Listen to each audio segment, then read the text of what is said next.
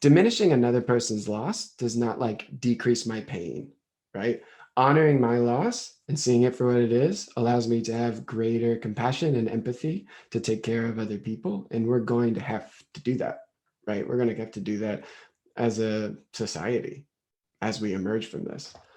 So, treating yourself like you would your friend, I think is a good bet. My mom has stage 4 cancer in her bones and in her breast. My dad's disease was 15 years, he died of ALS.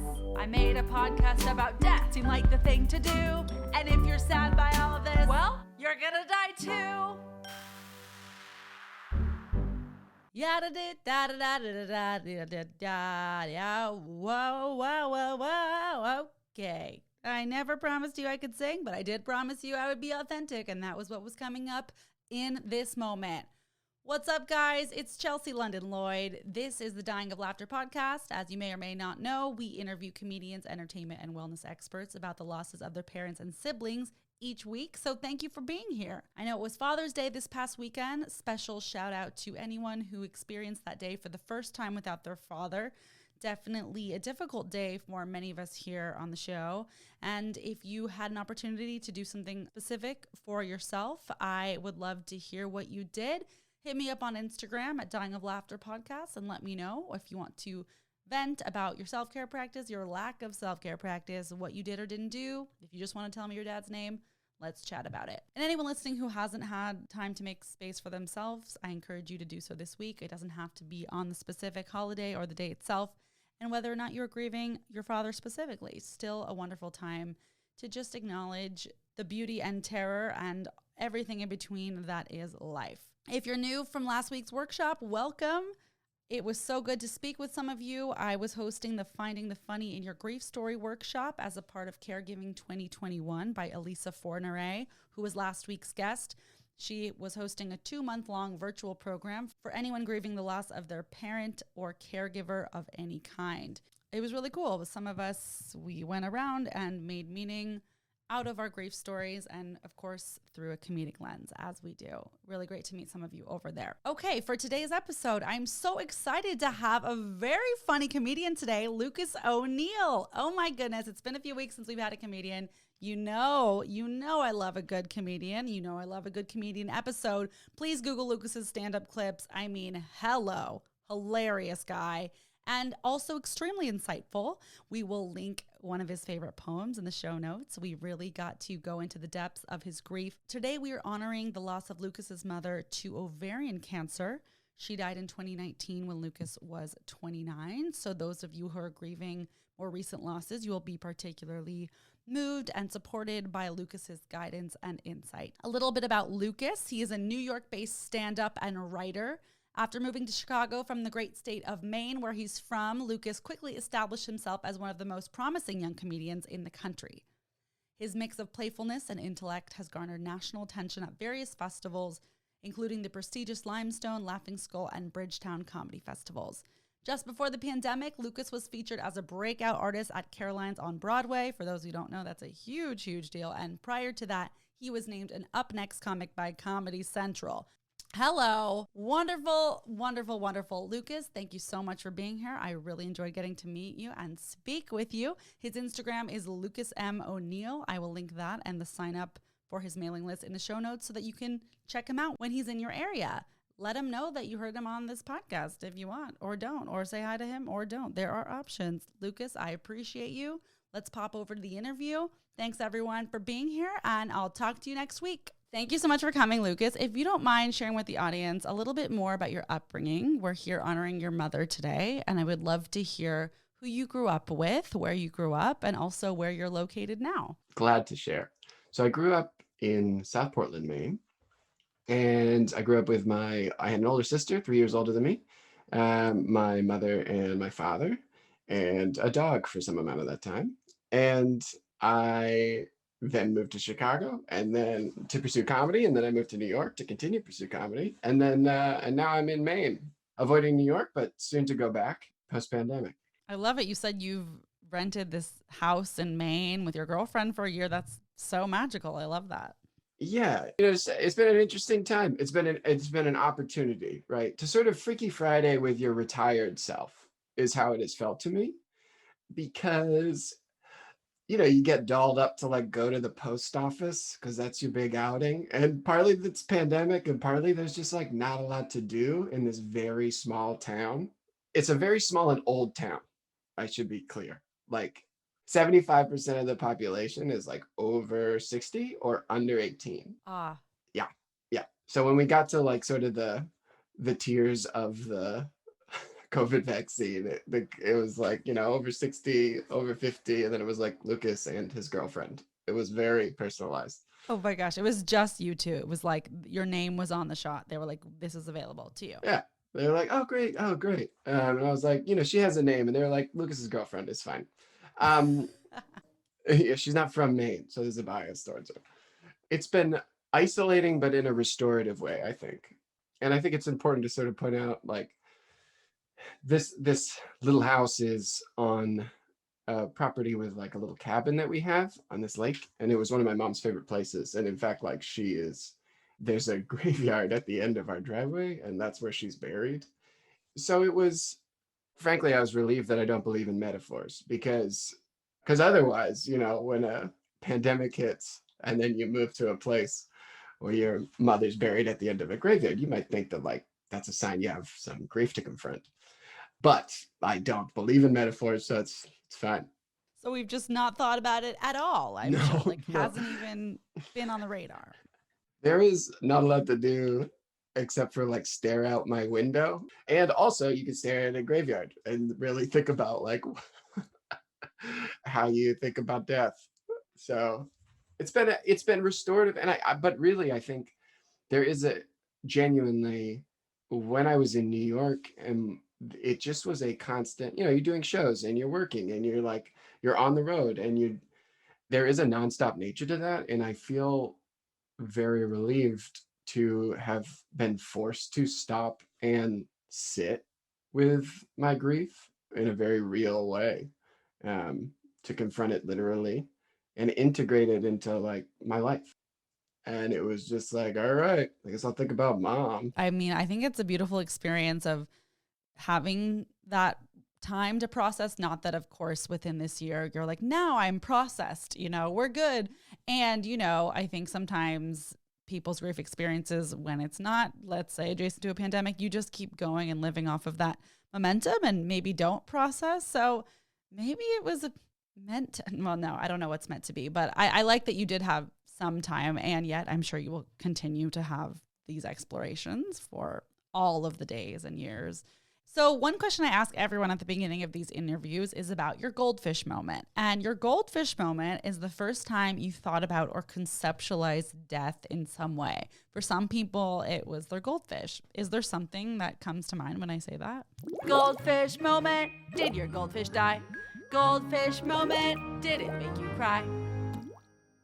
Yeah, so my next door neighbor and my best friend, growing up, and one of my best friends still, Eli, his father passed away when he was 13, and he had bone marrow cancer. So really, like, one of my first like moments with reckoning with death was actually like his illness, and then his passing, and the way in which like we grew up in a very, very small town. We had like one classroom per grade, and so there was this very small group of friends, and the Hamlin boys, as we were referred to. So I think sort of the communal aspect of death, and the way in which we need to like support his mother, support my friend's family in that time. That's sort of the first time I dealt with it. It was not a pet. I mean, I had a fish that died, but and that was probably my first instance with depression. It was like a rainbow fish, and no, what was it? A warrior fish. It was a warrior fish, but I called it Rainbow. Incredible, incredible. I think Rainbow died from depression. Like, Rainbow like built a nest, I think, and then like nothing happened, and then Rainbow died. And so I should have focused, I guess, maybe more on the death, but I was really struck by the mental health aspect and the need for. Right. It was really the depression that has stuck with us throughout this journey. Yeah, it was really his depression. Well, because the warrior fish, it's like it's fine on its own. Like, they say that, and then I had one that was really not okay, more of an extrovert. I don't know, but I couldn't support Rainbow in the way that it needed. Also, maybe Rainbow was a girl. I don't know. Right. I know. I defaulted to he. This is the problem with, society. Like, look at me. Like, have I learned nothing from the past few years? So, Yeah. Well, also like I defaulted to she just because she built a nest, and it's like easily could have been, the male could have been a homemaker. right. We don't know. Like, yeah, I mean, they could have had a whole other life we weren't aware of. So, Certainly. shout out to Rainbow. Yeah, and thank you for sharing the experience of about your friend's father. I think it's interesting because sometimes people do have a friend who lost someone earlier, and a lot of times they don't. And I feel like that is something that is different than if it didn't happen. So I wonder at that time, do you remember what it was like talking to Eli about this loss? Did you guys discuss it? Do you remember? Maybe one of the advantages to being young is that you don't, at least I didn't feel like there was anything that I should know anything about death. So there was not this idea that like I needed to give him advice or that I needed to solve anything. I think there was like a very clear understanding that like what I could give my friend was time and presence. And I think there's something very pure about that. Because as you age, there's sometimes a sense that we should have wisdom and that words can generate a sense of feeling solved or helped. And I think really it's like quality time and empathy. And I think that was very clear, right? Like, all right, we'll just be together and we'll play The Sims, right? So you're not alone and you're not alone. Or like, yeah, you can come over to my house, you can cross that little rock wall we have separating our yards, and you can drink our orange juice because you think it's better than everybody else in the orange juice you have. That's great. And that type of connection, I think, is like just the biggest help. Beautiful. I absolutely love that. And I love that that was something happening at the young age of 13. I bet he really appreciates that time and can like look back fondly, like, wow, well, at least Lucas was there. Okay. So I want to talk about your mom. If you don't mind walking us through a little bit of that timeline. So when she was diagnosed with ovarian cancer and what it's been like up until today. So she was diagnosed so it was late August. It was late August 2017. And I had actually just, and this is either funny or sad, but I was just, or both actually, right? As it always is. That's the story of this podcast life. Welcome. So I had visited home in August 2017. I was living in Chicago. And so I had visited home, and there's a little mole on my back. And my mom was just like, you need to get that looked at. Like that, she was like, that could be cancer and you need to go get it looked at. And I was like, I really don't think it's a problem. She's like, you need to go get it looked at. And so I went and got it looked at, and they were like, it's fine. And then a couple of weeks later, my mom was like having a hard time breathing. She was like getting very, very tired walking up hills. And and then a couple of days after that, she ended up having to go into the hospital, and they had to drain her lungs because it was filling up with fluid. So I flew home, and my sister picked me up at the parking lot, and we got it. There was like really, they had no idea what it was, right? They were like, it could be this thing where like your cells harden and you kind of become a statue, and that's how you die, which is a horrific way to die.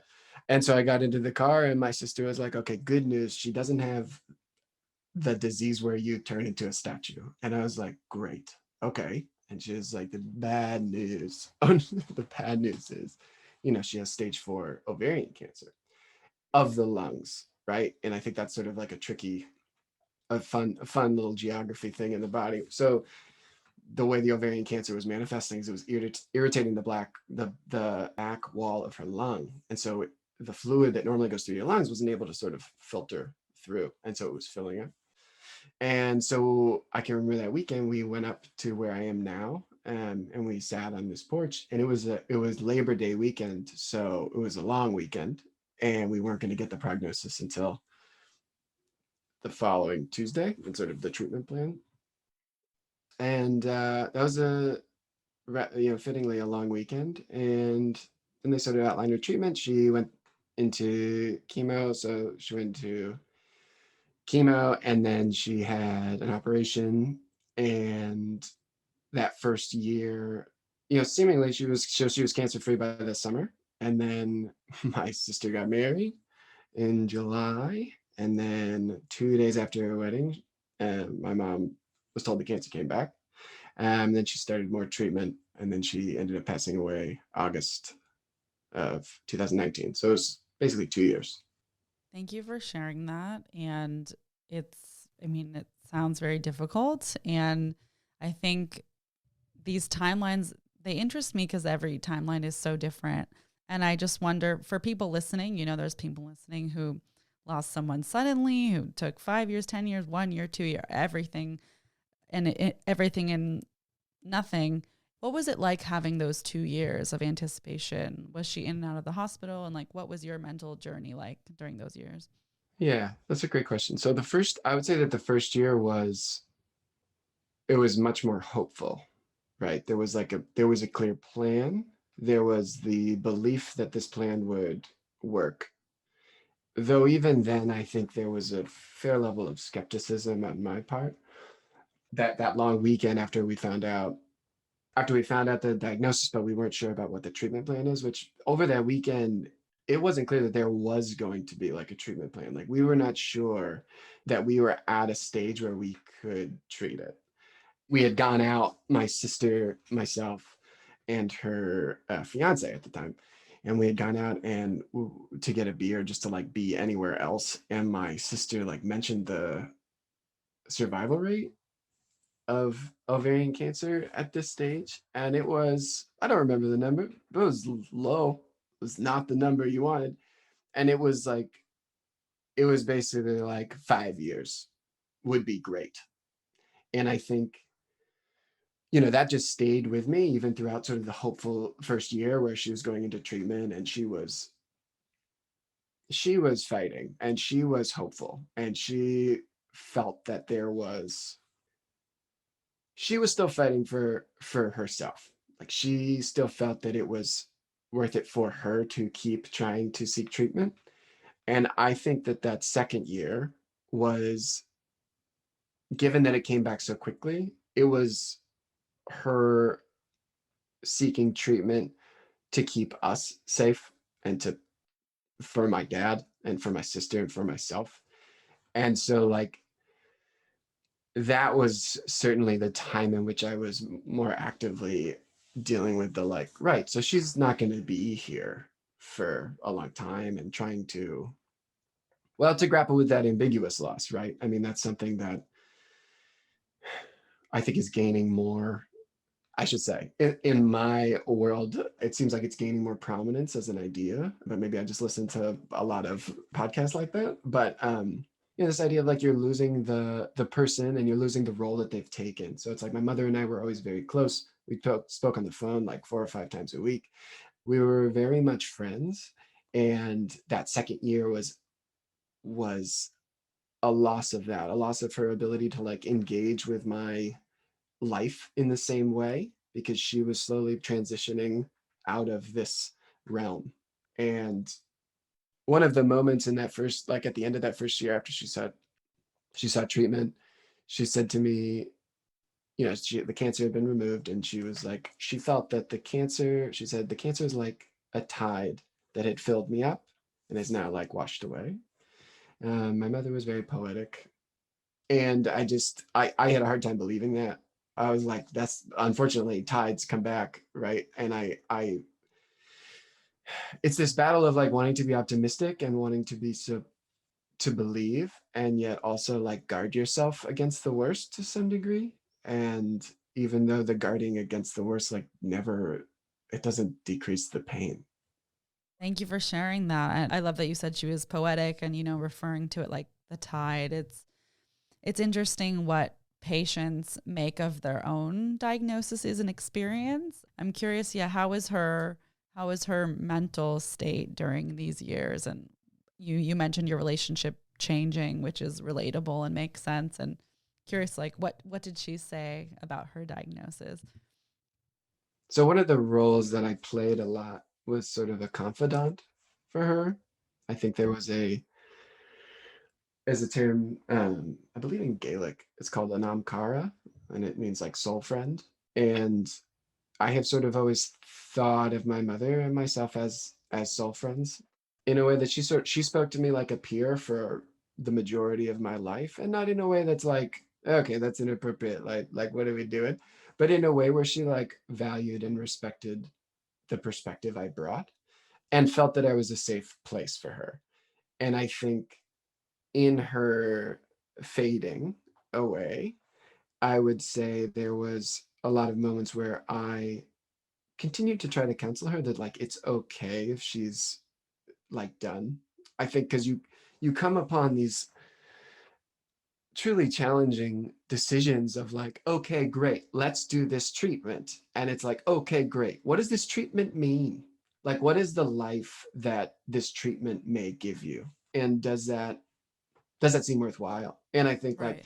there was my father is ever the optimist and was doing everything he could truly to save her. And which I will point out to listeners, it's like, we can't save people, but I will tell you that's 100% the mentality that he had, which is both beautiful and a huge burden, I would also say. And so he was ever the optimist. And I think like I tried to be the outlet for him. What I thought I could provide was a place where she could express that like maybe she's tired and maybe she's done and maybe she just wants to, enjoy what she has. And I, I think I provided that. I will say like over the last few months, it seemed to be sort of just a deteriorate, like she aged rapidly. It seemed that like she became sort of certainly more tired, but also like her brain was foggy and she was unable to stay present. One of my last visits, my dad and I went and like bought a board game because we were like, we don't know what to do. Like maybe we'll play a board game. And we had someone actually we had somebody else who was there helping. And so we all four just like played sorry. And my mom would forget like it was her turn and we would have to be like, okay, it's your turn. And we played and I ended up winning. And my mom turned to me and she was like, well, isn't that right? Now you can go. And that's how you should leave, with a win and a kiss. Um, Love that. yeah. What I guess I want to say with that story is like she distilled into a sweetness and a softness.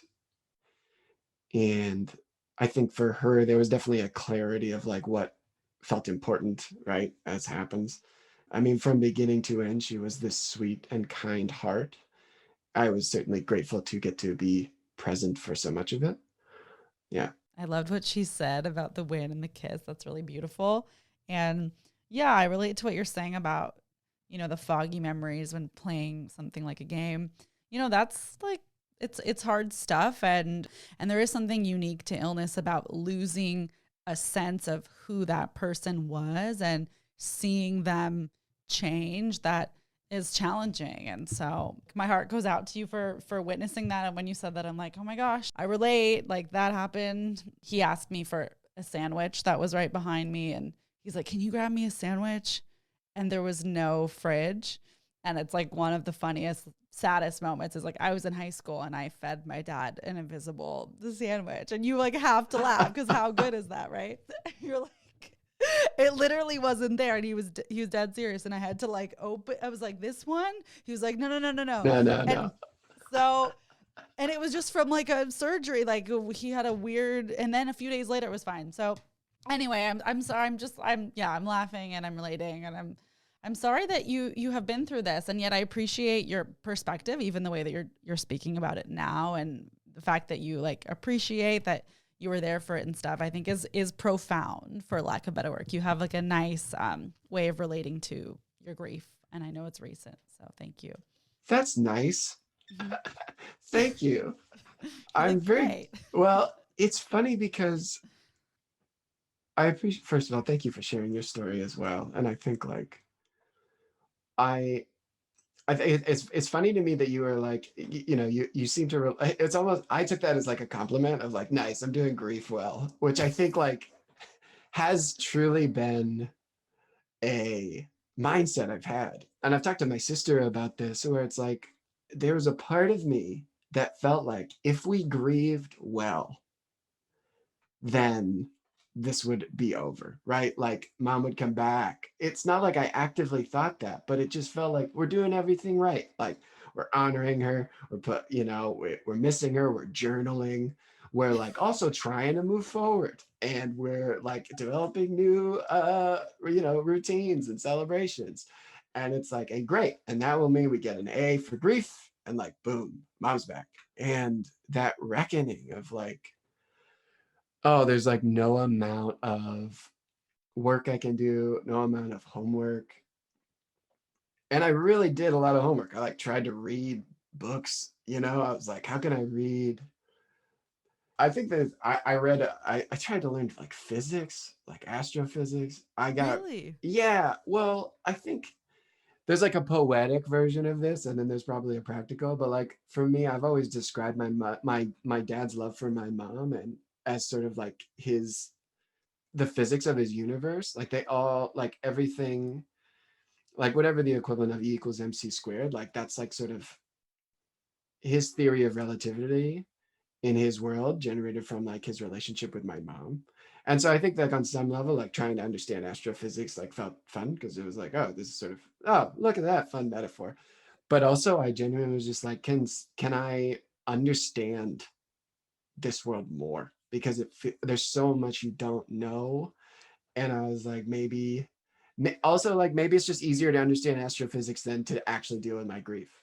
Like that seems easier. I mean, this stuff that the brightest minds have tried to unravel, like maybe that's easier for me than like why I cry listening to Sarah Bareilles, and trying to like figure that out. Oh my gosh. I feel like that's totally like a TV show or a movie, right? Like the person that becomes an astrophysicist instead of X, Y, or Z because he's avoiding this. But like, what if he like went on and became like a renowned astrophysicist later in life only because of this isolated incident? I Yeah, don't it'd be know. amazing. Instead, it's just like I'm a guy who owns astrophysics books that he does not understand at all. Even the easy ones where they're like, this is the easy one. And I'm like, great. And they're like, entropy. And I'm like,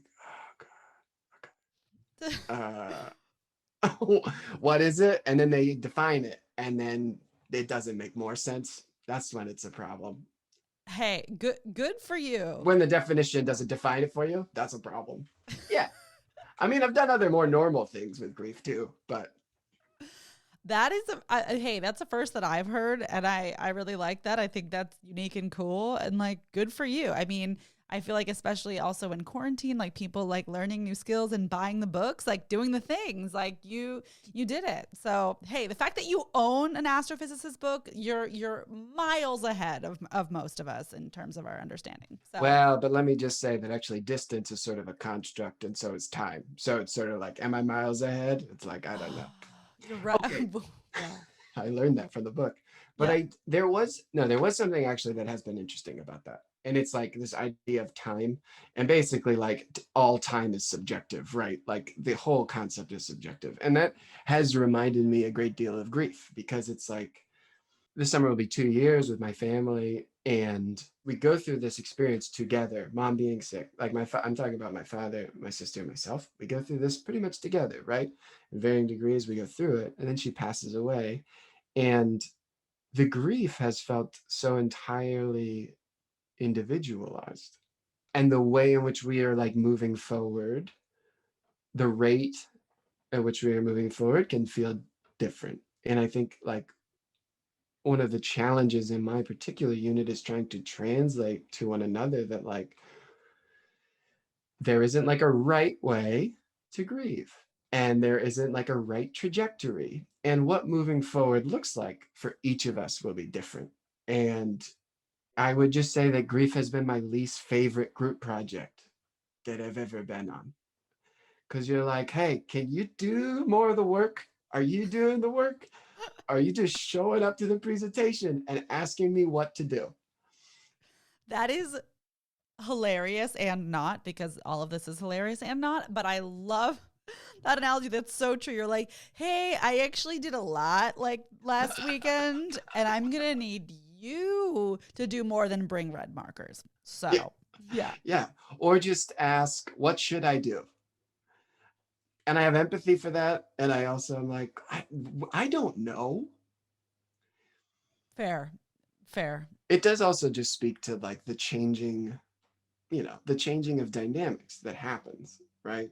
You sort of, you learn your roles, and then someone is gone and the roles are different. And what's needed of one another is different. And I think in my family, my mother was the emotional bridge between like all of us. And I think my dad and I have had to do a great deal of work to try to communicate without her. I don't think that's just perception. Like that's like that was the larger perception like within my family. Like after my mom passed away, like there was a lot of discussion of like, what are we gonna do? What are we gonna do about Lucas? Like, is Lucas gonna be okay? It's like everybody lost, but they were just like, yeah, but Lucas is like, he really needed her. He really needed his advocate. Um, and so it's like we're all learning a new role. And one thing I like say a lot is like, this is the first time, like mom's never died before, is like something I come back to when it's like when we're frustrated that like we're having to discuss something challenging or like we don't know exactly what to do. And it's like, yeah, because mom's never died before. So we have no practice. And we have to learn together. She's never died before and she'll never die again. It's Right. this weird, and I think it's interesting to have the understanding that you're going through one of the biggest things you'll ever go through. Like knowing that while you're going through it, consciously and unconsciously, is an interesting concept to me. You're like, wow, this is one of the biggest things. And yet, life will throw you multiple things throughout your existence. And there are a handful of things that will be the most challenging. I'm curious, what has been the most challenging part of your grief so far? And on the flip side of that, the most perhaps rewarding or surprising aspect of your grief that you didn't anticipate? I think the worst part, wow. Oh, how to choose. Oh, how to You're choose a like, it's worst all part. horrible. It's Yes. all been pretty bad. Yes.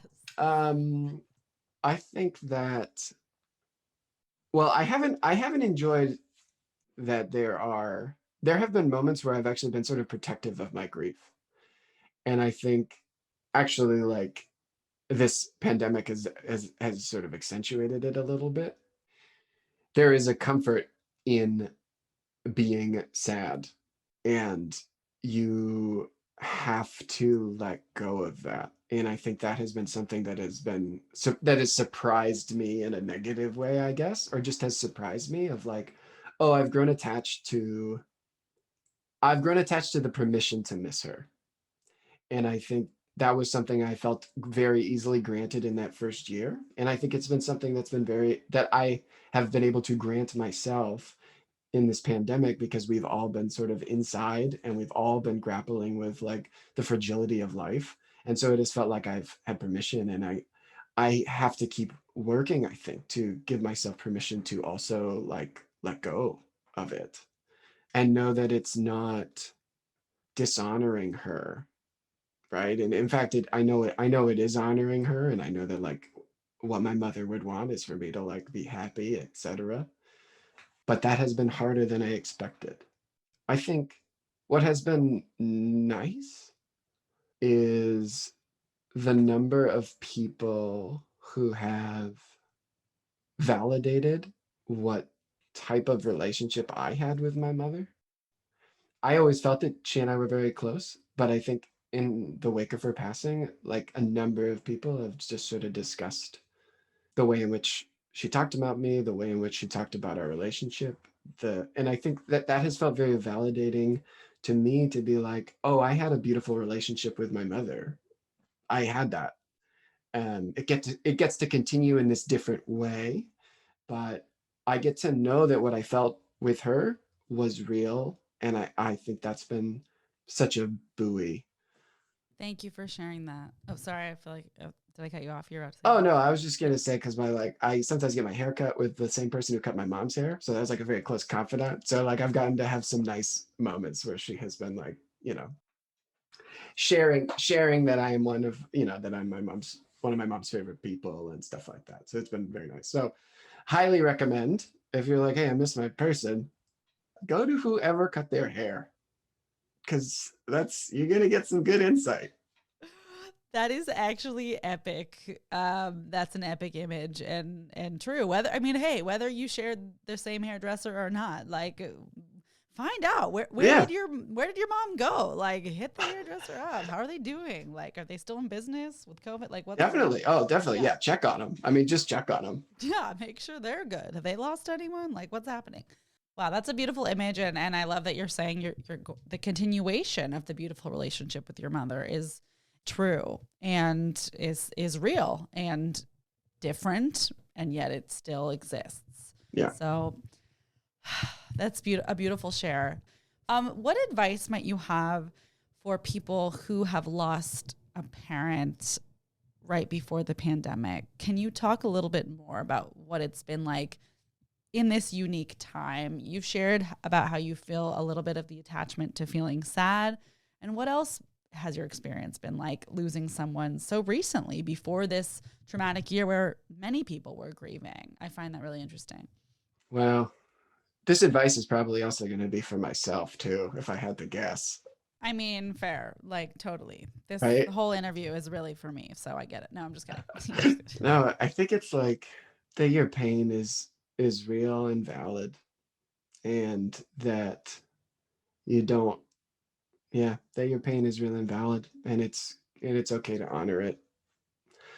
And I think, especially in this time when so many people have lost loved ones, they're and in sometimes truly horrific ways. I think there can be an idea to like try to diminish our own loss.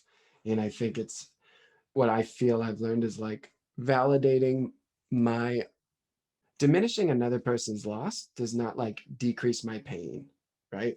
Honoring my loss and seeing it for what it is allows me to have greater compassion and empathy to take care of other people. And we're going to have to do that, right? We're going to have to do that as a society as we emerge from this. So, treating yourself like you would your friend, I think is a good bet. We're always so like eager to help friends and others and like how can I show up for them, and then when it comes to showing up for yourself it's like, oh well, no, we'll see. Like why is that? Why are we so excited to help others more so than ourselves? But Absolutely. I mean, and boundaries just are so important. I mean, we've seen it, right? Boundaries can like keep us alive if we put in good, safe boundaries. And I think like I have had to, partly by my proximity to my family, had to establish clearer boundaries about like, hey, I feel comfortable with this. I don't feel comfortable with this, in line with grief, where it's like, I'm just not ready.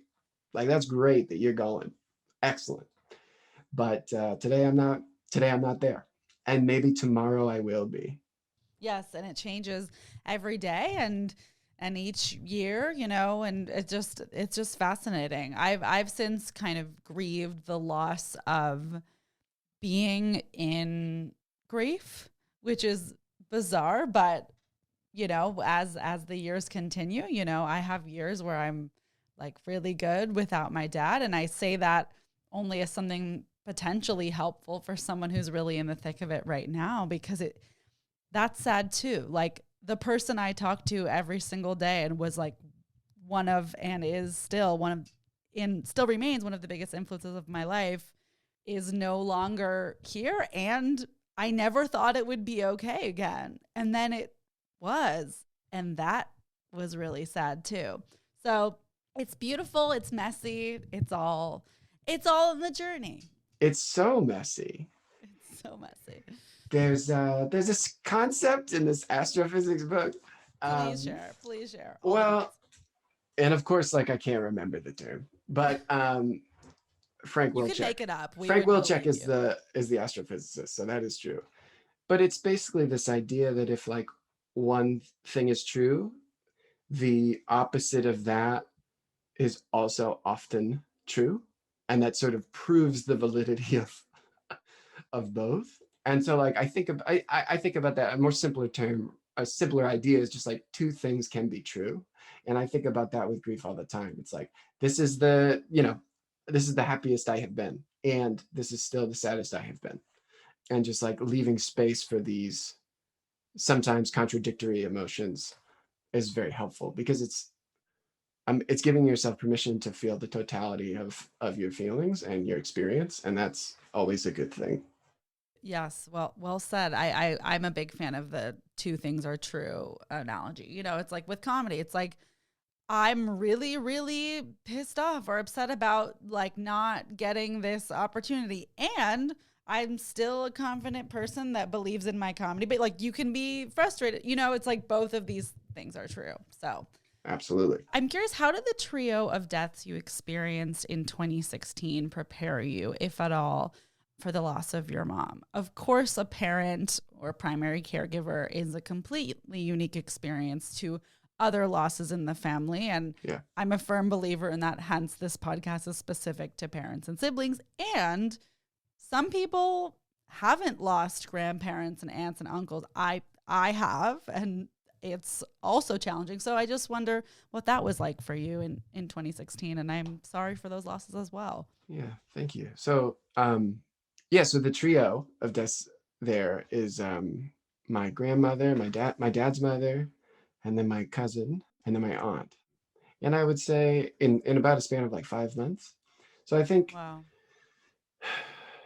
to some degree, well, we were prepared for the ceremonial aspects of it, and I think the value of ceremony, I think for me in particular, was very clear, because I'm not religious, sort of raised in that Irish Catholic way where like you get baptized and you do this stuff, and then like whatever after that, I don't know. Yeah. Um, so the ceremony has not been like an important aspect of my life really, but the gathering together after a loss and honoring that person, I think, was very clear. The other thing that really stuck out to me, and actually I was thinking about this morning, was when my grandmother passed away, it was sudden, and as sudden as anything can be, when you're 80, but it was still sudden. And I actually had the opportunity to go to the funeral. She was living in like a retirement community in Florida with my grandfather, and I got to go to the ceremony with just my father and my grandfather, and my aunt was there.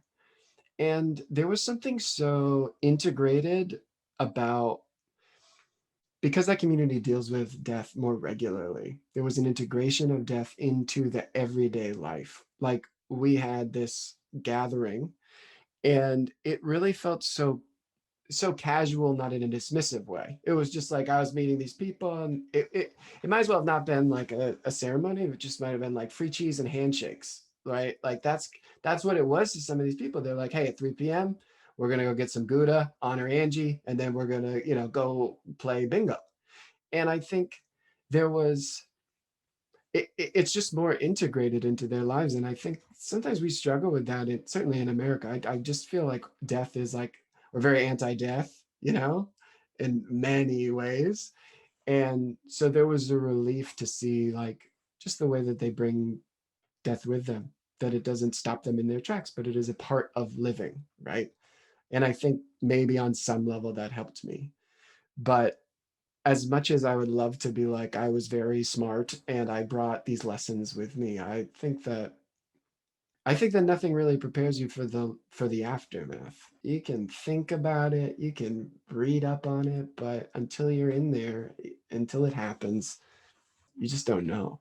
Absolutely. Yep. It's like fine, not finally, but as I get older, like slowly but surely, a few people are starting to like lose someone. They're like, wait, you've been feeling like this all this time, or like you experienced that like when you were how old? And I'm like, uh-huh. I'm like, yep, it sucks. That's what I went. Yep, Yeah, I feel you. And it's like I always joke, I'm like, well, I don't wish it upon anyone to go through that, but that's in itself funny because every single person is going to go through it. And it's not about anticipating death or grief or living life in a negative way or in fear. Like, what if this happens to me? And yet, the fact that sometimes my friends at 33 or lose a grandmother and are sobbing for 6 months and are absolutely shocked speaks to, like you're saying, America's view on death and how we grapple with it and deal with it. I'm like, well, if we can just take a tiny bit of this shock factor out of this situation, I think we'd be a little bit better off. I mean, even with your parents, ideally they do die before you. right. If not, that means you died before them. So we all will be going through this.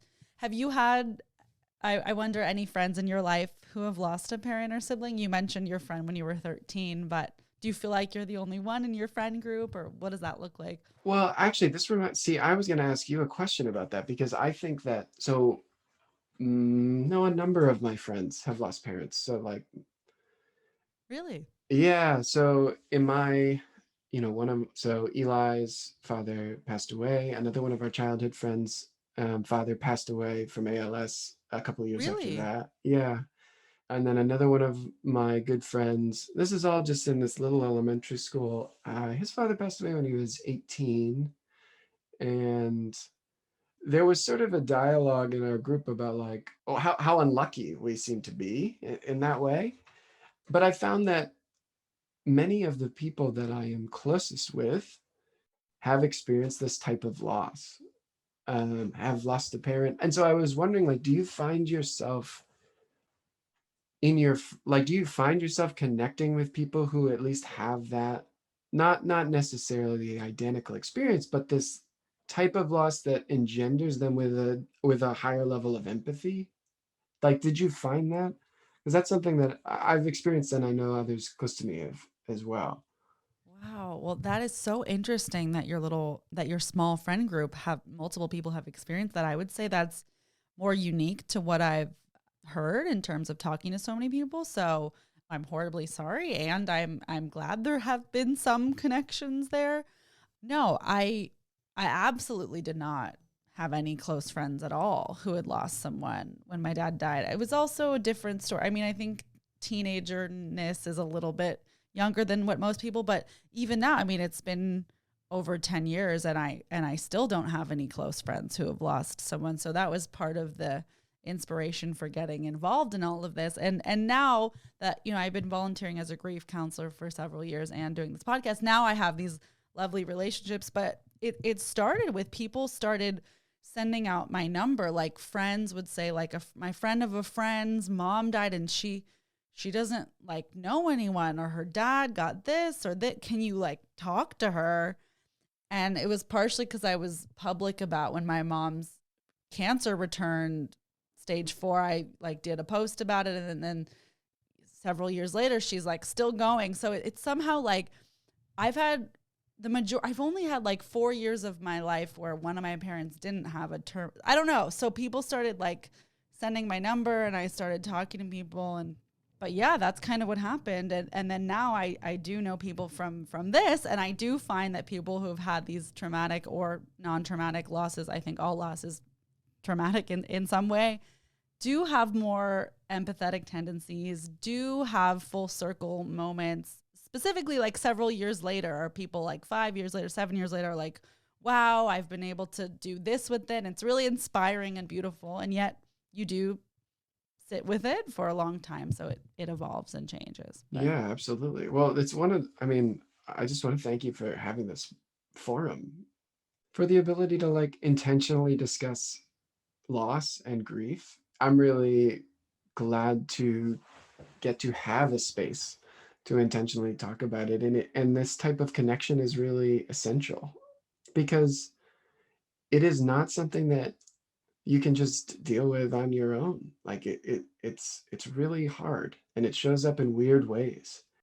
So it's beautiful to get to find people who have empathy and who have gone through similar things, because we all do experience it eventually, and so it's important to connect with those who understand. Well, thank you so much. And thank you for showing up and talking about it. It's only possible by the people who are so lovely, willing to share the stories. And I think I drew a parallel at some point that even people who have lost people in different ways, I notice we're still really able to relate and draw parallels, even with different kinds of losses, or even people with like cancer versus an accident we're relating. And it's like, okay, there's something interesting about that. You know, I certainly relate more to someone who lost a parent in any way to someone who has both of their parents in the 20s and 30s and everyone's healthy. I'm like, everyone's healthy. I'm like, that's crazy. Like no one said anything. Like you haven't had a mole removed. Like your mom's fine. And she's like, yeah. And I'm like, what? So Yeah. Well, and it reminds me a little of like this, grief is so impolite because it's so messy, and we are this puritanical society we got here is like, what am I supposed to do with this? And it's like, I don't, nothing, just, but let me have this mess. I have it. So you have to, that's again why it's like so important to talk to and connect with people about it, because you shouldn't have your grief cleaned up enough for everybody. That's like not your job. I mean, it is your job if you're a performer and you go on stage and you're not ready to talk about it, right? Like that's a different thing yeah, that is also very real. yeah. But it's this idea that we should just always be polite. And I'm like, okay, oh, we can't be. It's sad. We really can't be. It's so true. It's so true. But since this is the Dying of Laughter podcast, I do like to ask, is there a comedic or awkward or bizarre story surrounding your grief journey or your mom's diagnosis that comes to mind? Or something so sad you just had to laugh?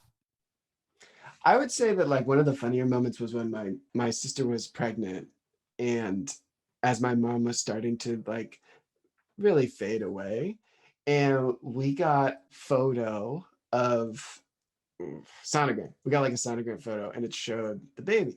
And these are jarring photos. They are not, they're like kind of 3D modeled. It's not fair to the baby. Like the baby's face is like pressed against whatever They're container she's somehow in like there. in VR and like Oh interactive. You're like yeah. somehow inside of it. Yeah, totally. And so it's like sitting on our dining room table, and like Hannah, my sister, had showed my mom, and then everyone had walked away, and it was just like me and my mom sitting there. And she just like sort of looks up to me and points to the photo, and she's like, "This is not good." And I was like, "Listen, she's not the cutest baby in a inside I've seen." And she was just like, "What are we gonna do?" And it was I've never told my sister that because like her child ended up being very cute.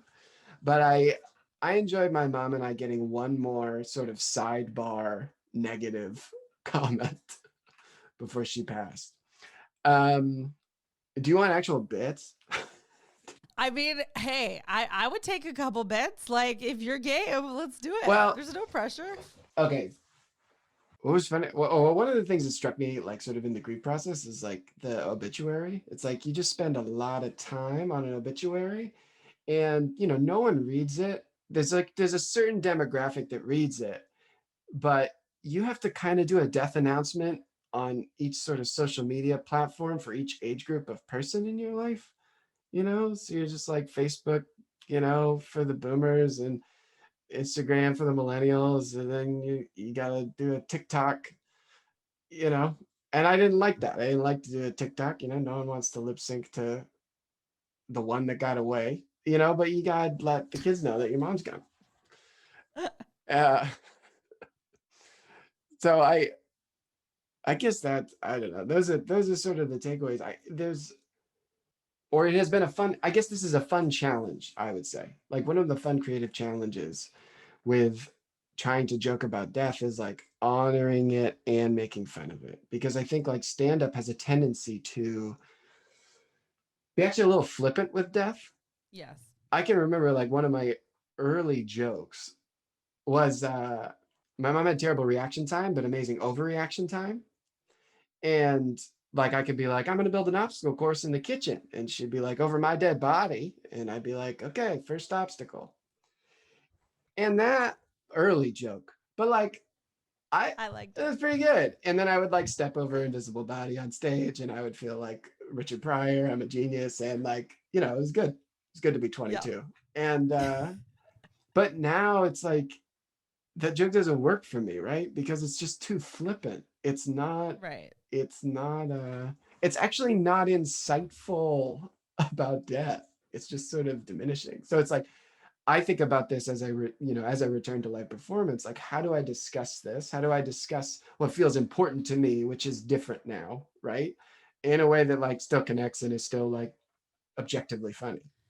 Totally. Well, I'm so glad you brought that up. I mean, I'm really really interested in people's comedic point of view when it comes to death. And I have people on this show who are just like, yeah, both of my parents died, or my parent died. It's a huge influence, and I don't talk about it. I'm not into it. Like, that's not my style. Like, I just don't mention it at all. And I don't care. And that's just like my jam. And I'm like, wow, so interesting. And some people are like, my whole set is that. And then, everything in between. And it's so interesting. I do talk about my dad in my sets. And I think that as time goes on, it's funnier, and or there's more permission to go there. Like, I do some really dark things, and then I, do mention like, I'm good. You got it. It's been 10 years. And when you can say it's been a long time, it's kind of like, oh, that's funny. Like, she's good. Like, that was a totally, and when it is recent, it's kind of like holding the breath. Like, it's just not as funny. So I think that'll, as time goes by, for better or worse, I think there's more room to go there. Yeah. And that's objective, but we've all seen the open mic or whatever where someone's like, crazy week, right? Mom hit by a car, dead, yada yada. And you're like, that's not funny at all because it was last week. There's nothing in your, like, they're processing. They're depressed. So you can't do it a week later. No, you you can't. can't So because like the audience can never be worried about you, right? They just yes. can't be worried Yes. about you. And Yes. there is this tendency this has happened with me where it's like something recent happens, you go on stage, you talk about it, it works, and you're like, wow, great. This was pretty raw. I can't believe this is working. And then you go and you do it again, and it doesn't work at all. And it's because you don't have there was some magic to that first time where and people were present and it worked, and then trying to turn it into something you can repeat and consistently work, you don't have the perspective on it. And I think like that's what we're sort of talking about with time. It's like as time goes by, Yes. you get more permission, but also like you just have clearer perspective. You know what this death meant to you and what it means to you right now and what you're trying to say about that. Yes. And I absolutely agree. And I think the same goes for, heartbreak, divorce, loss of job, loss of opportunity, all of these things, but death the most. Like, death the most is just so final. And like, I don't know, I could see someone playing with like a recent divorce, and it's just because it's not as heavy as death. Like, it's all horrible, and death is still, I think unequivocally the most difficult thing. So what I'm really saying is invite me to your show in 10 years and I will be ready for all the jokes. I will be there. So let's talk about your comedy for a second. Ending things on a lighter note. You're hilarious. I'm obsessed with the fact that your general vibe is that you just came from writing thank you notes. I mean, relatable. Like, that's so funny. Can you tell us a little bit about your favorite comedic moment so far? Is there a specific set or joke or moment you were given an opportunity that you're like, this is awesome. Like, this is so great. Because I love those special moments that people have. Wow. Okay. Well, so the set that you saw that I performed at Clustered Fest in Yes. 2018, that was, I mean, that was an amazing moment for me personally and professionally. And because I can just remember sitting in my hotel room that I didn't pay for, which was obviously amazing, right? A huge End sign of of story. That's progress. the win. Yeah, end of story. That was the win. I Like, didn't even perform that's it. actually. Yeah, don't need to. But I was looking through my set list and I was just like aware of I was doing a joke that I had written 3 weeks ago, and I was doing a joke that I had been working on for like 6 years. And it was just this like, this rare is the moment where you feel like there is a culmination of sorts in stand up, or you're like, nice. This was some sort of a milestone. And I think that was a really joyful moment. And then the set went well. And so obviously that was very exciting. But I think on truly the moment that struck me was in the hotel room, or also when I auditioned for it. And Kyle Kinane was kind to me afterwards. And I like walked home and I was like, I think I got it. I think that was good. But I will say that honestly, the earliest memories are what stay with me. Like I used to drive to this open mic in Manchester, New Hampshire. It was called Laugh Free or Die. And because New Hampshire's motto Relevant. is live free or die, of course. Relevant. Yes, I relevant. mean, full circle for this podcast. Love that. And so I would drive like 2 hours to this 5 minute open mic every Wednesday. And then I would drive 2 hours back. And one night I actually like stayed till the end, and I had never stayed till the end. And I won best set of the night, and I won $50, and which almost covered my gas to and from. But I drove back on such a high of like, okay, in a room of strangers, I had the best set and someone gave me $50. It was the first clear victory, I think, in comedy. And it probably gave me momentum to continue for who knows how many years. Oh, you're like, I'm still And it's going still because going. of that. So I mean, I love the grit that comedians have. And, I have a lot of friends who are actors, comedians, or a combination. And some people are just one or the other. And I love it all. But yeah, there's a work ethic with comedians of just the time. Like, I love the image of you driving the 2 hours to do the 5 minutes. And was that because that mic was just like off the charts good? Did you like that you didn't know anyone there? A combination? Like, yeah, it was a combination. I think it was also just like the best mic I could get on a Wednesday. It was like the best stage time. I mean, I started in Portland, Maine, and we have there's a more of a vibrant scene here now than there was then. We had like a Sunday night mic where we just divided the time up based on the number of comics there. I mean, so it's just like, okay, there are 8 of us. We all get 10 minutes. I mean, it's crazy. That would never happen, in a larger city. And so Wednesdays, it was just like, oh, there's a real audience here on this Wednesday open mic. I was like, this is great. I think it was also just like, I really wanted to be a comedian. I had wanted to be a comedian for a long, long time. And I was driving down to Boston. I would leave work. I would drive down to Boston. I would do 2 mics. I would sleep on a friend of a friend's futon. And then I would drive back to work and just go right back to work. I was working at in it. the morning. Yeah, in the morning, I was writing for an ad Wow. agency. And so I would like be driving and trying to like write on a pad, like headlines that I absolutely should have stayed late to write. And I just remember doing that like a bunch of times. I was like, oh, I clearly want to do this. I need to move. And then I moved to Chicago and I could do a month's worth of shows in a week. And that helped a lot. Right. Oh, I love that. I love that image again. Why do I love every image of like I was sleeping on the couch and starving? This is why artists we like glamorize the pain. We're like that's glorious. And the And how I shows know were bad, by the way. The shows were not good. I mean, you should be, yeah. I mean, I want to be clear, like, no, like some of the shows were like 12:30 a.m., like 4 people are there. I'm bombing, frankly. I'm bombing because all the comics in the back don't know me and they don't want to like me. So notice how put all of that off of my actual ability. I was like, it's because these comics in the back didn't like me. it's always them. I mean, truly, like fuck them.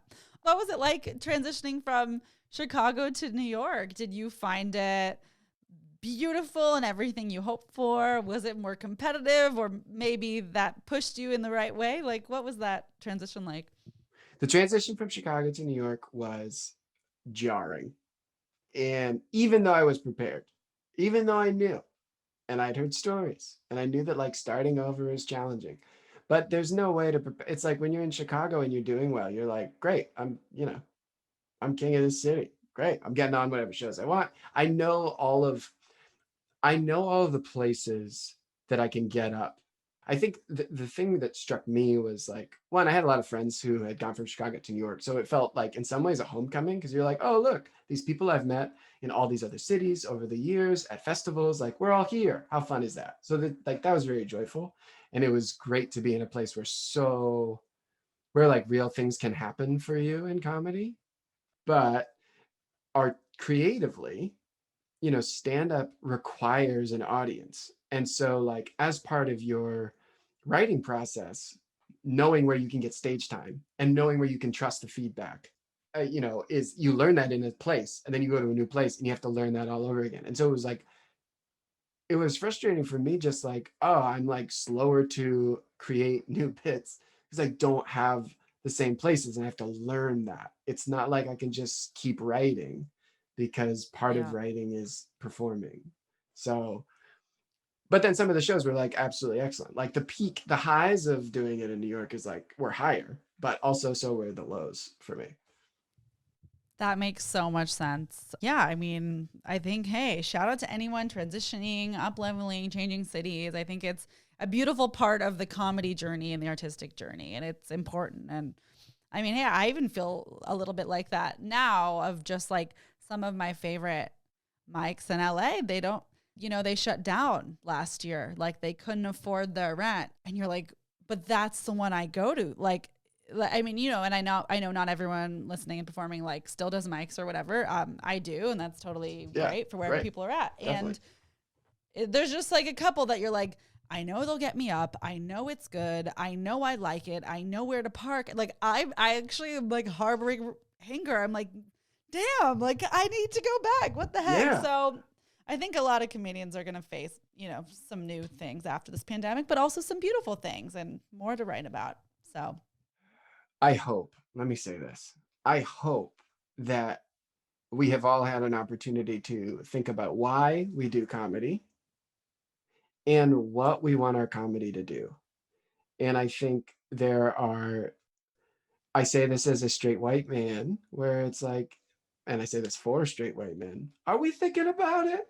I hope we're thinking about it. I hope we're being real intentional about what we're bringing to the stage and what we're trying to say and what good comedy looks like and what jokes should we say and who has permission to say the joke, because it is something that has frustrated me a long time.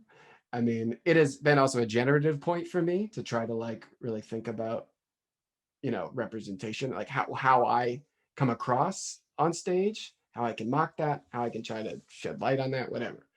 But I think especially over the last year and a half, I hope that we're being really intentional when we come back, because, and I say that partly because just like community, right? Like comedy is a community. Like, why do we do comedy? Like comedy is a community, and we should like maybe not be as cutthroat with one another, you know? Because it's not a zero sum game. And I would say that the people who benefit from us believing it's a zero sum game are at the top, and it gives them power. So we can all achieve. We can all find our niche, and I and support each other along the way. That's my hope. I love that. It's so true. Everyone is unique. Everyone has a different point of view. Like we don't have to just talk about the same. And we're not. I mean, it's all getting better and changing in the right way. Should it have gotten better faster? Yeah. Like let's go with yeah. Yeah. But I think even people like you or I who's having the wherewithal to think about that, you're on the right track. There's people being like, "What? That's offensive." There's people that still you're like, "Wait, did you not learn? Did you not open your eyes?" Okay. Shout out to those people. Shout out to those people. Can't wait to see you perform again. Yeah. Good luck. You'll somehow be booked the most still, which is it's just confusing. I like that you're thinking about all of that, and that's lovely. And you totally your point of view is great. I loved your joke about you were talking about how you're straight white man, but you're like when it comes to sexuality, I'm questioning. Like I say, I'm straight, and people start questioning. That's hilarious. Yeah. I was like, oh my gosh, great bait and switch. You're a really strong writer from what I've seen. Every single joke has such a punchline, like beginning, middle, and end. There's not like all this like fluff in the middle. And I just love that. Like I'm excited. You're like, you are a strong writer. None of that was just like just like, I just thought of it right now. And I'm sure you do that too. And improv is amazing. But I love strong jokes that people wrote. Like it makes me feel like it's a show and Yes. they knew that there's an audience instead of just like, let's see what happens. Feels kind of more indulgent to me, but it's subjective. Yeah, absolutely. And like there are people who pull that off, and there are people who, ideally it looks effortless, right? Like any Yes. level, ideally it looks effortless. I think that just the comics I loved had really tight jokes. And so that was when I started, that was what I wanted to do. And I think there was also like a safety for me too of like, this is a joke. I know there's a joke. And then you can play outside of that structure. But I really thank you for saying that. That's very nice. Of course. Yeah. Of course. Okay, what is one goal that you have for yourself comedically in the next year? I know you're in Maine, but yeah, like what's something that you're like, well, I would love for that to happen. Oh, well, I'm going back to New York soon. So that's goal Mm-hmm. one. Yep. Um I think for me, I'm in the process of writing a solo show, and I want to put that up. And I think it deals with a lot of the things we've discussed here today, and like trying to find a way to share the story that is both insightful and funny from start to finish is my goal. So it's like, and it partly it's because we've had this time to try to, so much of stand up is like writing while you're performing and while you're Yeah. doing your set, and the show evolving from that. And I was just trying to think about like what's the opportunity here, and it's like trying to write a show and then evolve it from there. So that's my goal, comedically and creatively. Love that. That sounds awesome. I would love to see. Please invite I me. will. No pressure. I don't care Absolutely. when it happens, but please invite me. Would love to see. And I think that's so cool. And is there a book, podcast, film, or resource that has helped you with your grief in the past year and a half? It can be about grief itself or something else that you found inspiring. Well, okay. Can I list a couple in case Yes. someone has already done it? I mean, I find that Yes. sort of that Twitter thing that went around about the ball in the box, that Yes. was very helpful to me. And Yes. also trying to find common language to discuss your grief with your family or friends close to you of like, oh, here's an image. Can we all hold this image in our head? Great. But I think there's a poem in particular, which I don't know if maybe we can drop in the show notes or something, but by John O'Donohue, by this Irish theologian, that brought me a great deal of comfort. And it's a poem he wrote for his father when his mother passed away, and I come back to it from time to time for myself, and I found poetry to be a solve in and of itself, but this poem in particular. I love that. I saw you fill that out in the little form that I have you do that you mentioned. So I would love to put that in the show Great. notes and make a little infographic the week that this comes out. Hey, now, I don't Okay. even know what it is, but I'm already trusting. I'm like, I love it. That's beautiful. I love your relationship to poetry, the spoken word, and writing. Clearly, you have a strong creative relationship to it. And I look forward to seeing where your point of view goes. And I just really appreciate getting to have spoken with you, Lucas. Where can people find you online if they'd like to connect? Listen, you can find me on Instagram at Lucas M. O'Neill. That's the handle. And then also, I have a mailing list that you can sign up for on my website, lucaso'neill.com. And I will be sharing upcoming dates as I start to get back out on the road and performing. So follow. Amazing. Awesome. Well, thank you so much. This was really enjoyable, and I really appreciate getting to hear your perspective on grief, comedy, and their intersection. So thank you again. Thank you so much for having me. This has been a pleasure.